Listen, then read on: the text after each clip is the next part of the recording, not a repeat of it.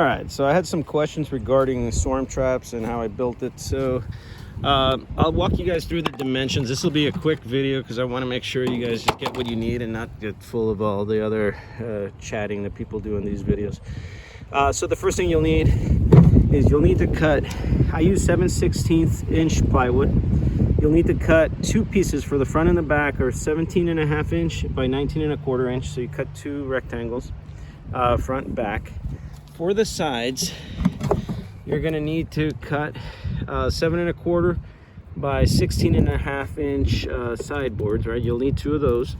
And this one you'll notice is 16.5, while that one's 17.5. The reason for that is you're trying to accommodate the ledge here for the frames to go on. You'll also need these pieces here, the 1 3/4 and 8 1/8 handles, right? And that also will cover the ledge. The bottom piece is going to be 7.25 by 18.25. Right, so the way I attach it is you put down, this will go sandwiched between the side boards and the front board, and you can use crown staples on this one, so I did 3 staples here. So what I did is attach this guy, the sides first to this piece, then you attach the back, and then the back you'll staple it to the bottom and then to the sides. And then finally you come in and then you can staple these guys on. I put staples down here and here.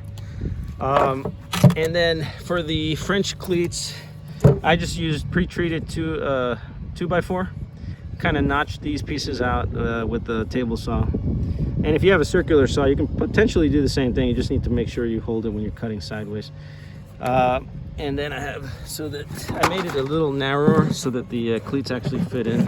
So this is the cleat for the other one, so but it would fit in there so it wouldn't be too tight. You'll have to put a piece of 2x4 on the tree, or you can screw it here. I put it on the tree so that it keeps it level and it's not going back and forth. The frames I use, I took out, these had foundation on them.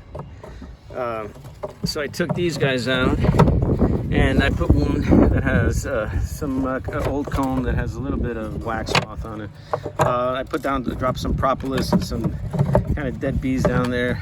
I also kind of used the torch to smoke the inside to give it a little bit more a burnt tree type smell for the bees. And then I'll spray Swarm Commander, or just kind of put a little bit of lemongrass oil here. For the cover, the inside dimension here is 20.5 by 8.5, right?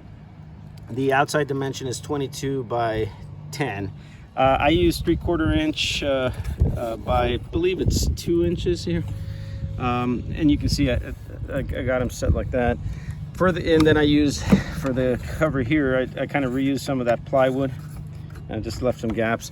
And then for the cover, normally I would use the sheet metal, but it's easier for me to work with this one. The sheet metal kind of bent too much and got dented.